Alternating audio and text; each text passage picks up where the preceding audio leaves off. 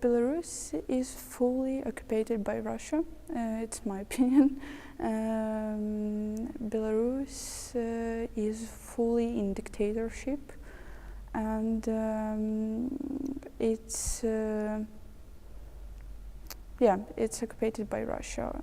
For now, in Belarus are 1,500 political prisoners, and we can understand how much is it to, if we know that the population of Belarus is 9 million now, and it's less and less with every day, because people are escaping from Belarus because of politics, because of their detainees with every day.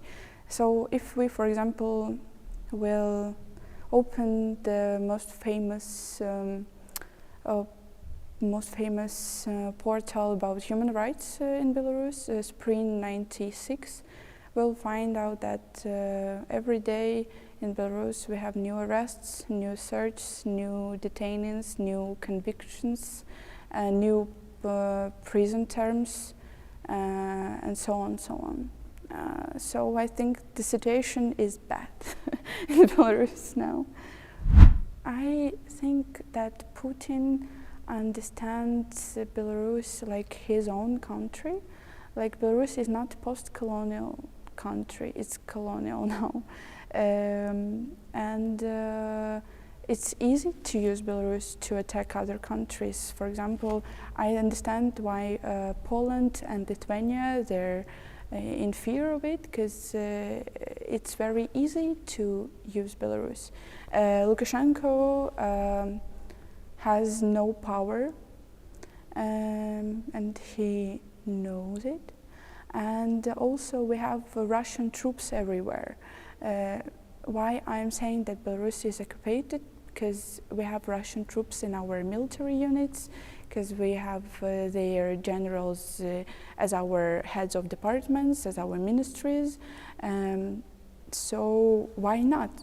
Like, it's really a super simple thing to use Belarus as a place to attack. Yeah, to attack from. That's interesting question, because I think that Belarusian propaganda is stronger than Russian propaganda, because Lukashenko lives as a president for 30 years now, and all the system, like all the government, all the propaganda, all the states are working for him for 30 years now, like not as many as for Putin, for example. And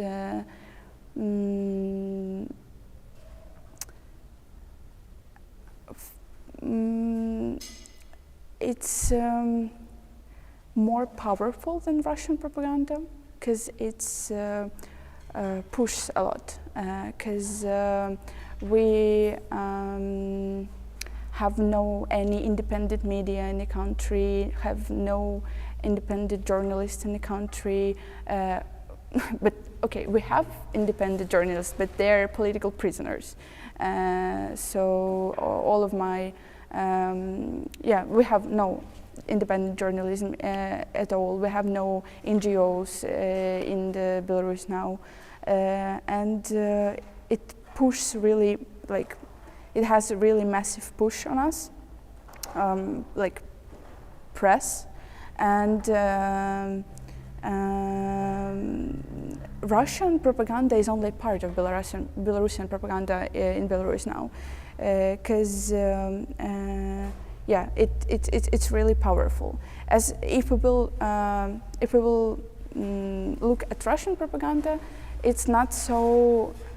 I think it's more clever than Belarusian, because they still have like independent medias in Russia, and there are still no so many political prisoners in Russia, and people are more relaxed in Russia. In Belarus, people live in fear, and propaganda is only thing that they have to like to live their usual life, because you have only like two ways: or you support Lukashenko, or you need to leave the country. It's a painful question, because after the start of big war, where Belarus is also like a terrorist state, but every day Belarusians need to prove that there are people of honor here.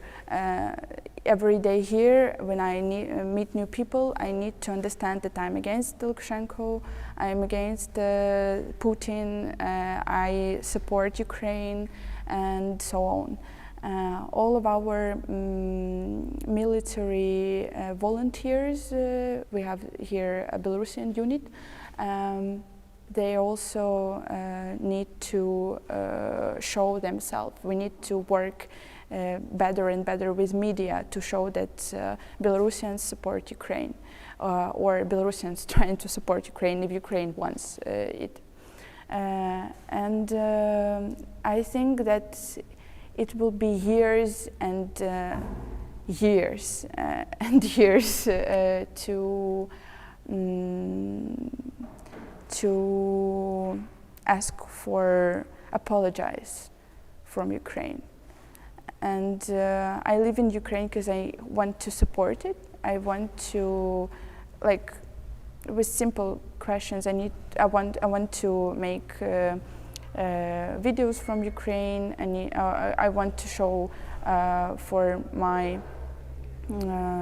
Belarusians in Poland or Lithuania how it to live in Ukraine. I want to ask them for support, for donations. So every part of my work as a media journalist, which can help Ukraine. But I think that it's a real problem for Belarusians. Will really in us.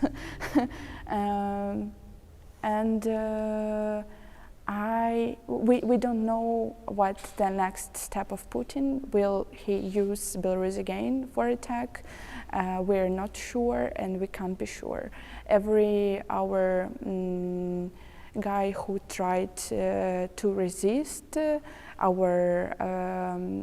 maybe you heard about train partisans. They tried to make explosions on the roads and on the train roads. They are under the criminal. They are in the prison now with their criminal cases, and in Belarus we still have death punishment. So I don't know how to.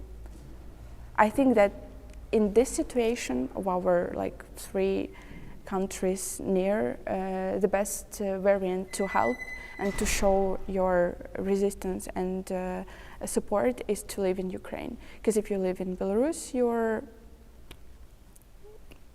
can't do anything really. Government control literally everything. And if you want to show something, your support and your solidarity, just live here and help.